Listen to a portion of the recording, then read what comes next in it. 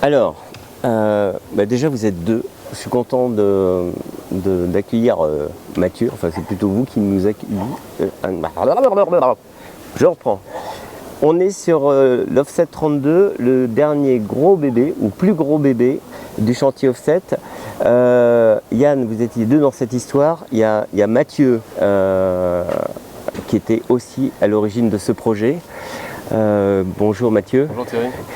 Donc du coup, voilà, on a raconté un petit peu l'histoire. C'était parti de la Mini. On est là sur un bateau plus gros. En quoi ce bateau, il est original et il vient se positionner dans le marché de ces bateaux rapides, plutôt destinés à la course, au circuit IRC, me semble-t-il.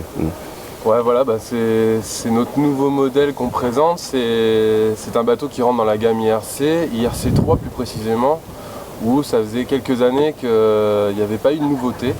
Il y avait deux chantiers qui étaient leaders là-dessus. Et du coup, il y avait une réelle demande des coureurs et du public en général pour avoir un nouveau bateau en IRC3 pour courir, et notamment sur la Transquadra, qui est la course qui est attractive en ce moment. Alors, Yann, quelques mots de la Transquadra. Resitue cette épreuve parce que c'est une course au large aussi très populaire. Ouais. Je trouve que l'IRC double et solitaire en Europe s'est beaucoup développé ces 3 dernières années. La Transquadra existe elle depuis 1996, si je ne me trompe pas. Donc c'est pas une course qui est récente, hein. Il y a toujours eu à peu près 80 bateaux au départ de cette course. Donc elle a beaucoup d'intérêt en Europe. Il y a d'ailleurs 2 points de départ, hein, pour favoriser le nombre de participants. Ils ont fait un départ en Méditerranée, un départ sur l'Atlantique. Et ça se passe en 2 étapes. Donc la première étape, ça arrive à Madère. Elle est faite essentiellement pour des gens qui travaillent beaucoup, puisque la première étape se passe au mois de juillet. Ça permet donc aux coureurs, aux participants de prendre 3 semaines de vacances pour faire la première étape. Et ensuite, ils repartent que en début d'année qui suit en fait, après les fêtes de Noël et donc le Nouvel An. Début janvier, ils traversent. Donc ils font Madère, la Martinique. Ça dure à peu près un mois. Et c'est fait à l'origine, cette course elle a été faite, il y avait une volonté de traverser et c'est pas nouveau, hein. Alors ce bateau, c'est aussi une rencontre, on en a parlé avec un architecte, pas n'importe quel architecte, avec Marc Lombard. Comment, c'est lui qui a tapé à la porte, c'est vous qui avez tapé, comment la genèse de ce beau bébé?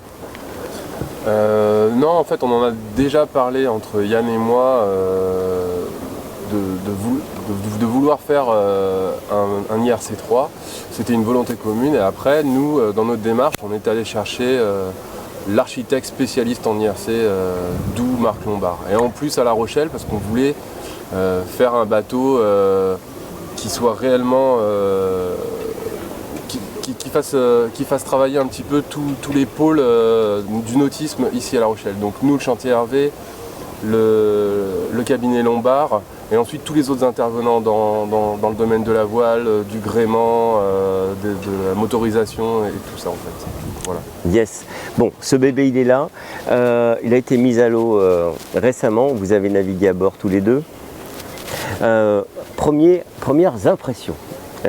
Est-ce que tout fonctionne? Ouais, tout fonctionne. On est ravis. On est ravis. Après, on a navigué 4 jours, hein, donc on a validé des points dans un certain type de temps, hein, entre 0 et 12 nœuds, voilà, mer plate. Par contre, on a déjà commencé à faire des bords à côté d'autres bateaux qui courent la Transquadra, qui s'entraînent pour ça. Et pour l'instant, c'est prometteur. Bien, on va le visiter ce bateau. En quoi il est original? On aura des vues d'extérieur qui montrent qu'il a un aspect assez futuriste, futuriste dans des lignes très tendues, quand même avec une carène à la mode, on va dire, ventrue.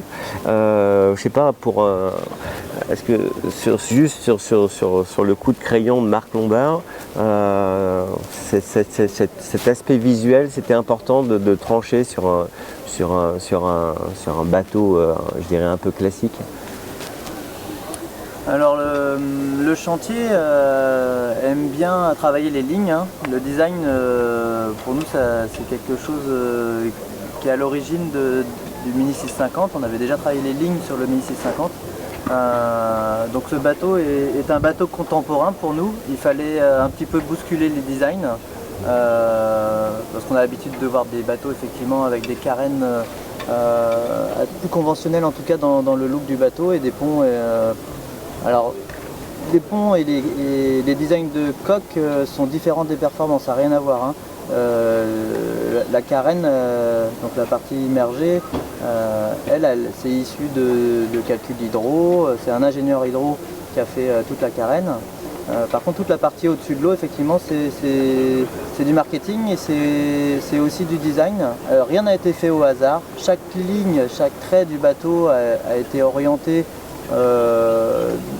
quelque chose de précis, c'est-à-dire que le roof est assez haut parce qu'on voulait absolument avoir de la hauteur sous barreau sur toute la longueur du bateau. Il faut savoir qu'en IRC, c'est des points importants puisqu'il y a un facteur de coque qui rentre dans le calcul de l'IRC.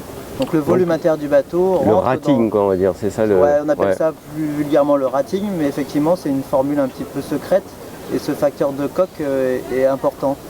Ils font la différence entre un bateau aux allures courses, tel qu'on peut l'imaginer quand on le voit de l'extérieur, très contemporain, très moderne, mais qui est assez racé effectivement. Et dedans, il fallait aussi montrer que le bateau était fait pour la croisière, parce que ce sont des courses croisières, c'est pas des bateaux de course. Voilà, ils ne sont pas faits que pour un usage unique. Donc la première surprise de ce bateau, c'est de découvrir un bateau hyper contemporain. Et la deuxième surprise, c'est quand on rentre dans le bateau, on a l'impression d'entrer dans un loft très éclairé, très lumineux, convivial. Voilà, ouais. Donc l'intérieur a été soigné également. Bon, eh ben, on va faire un petit tour dans le loft.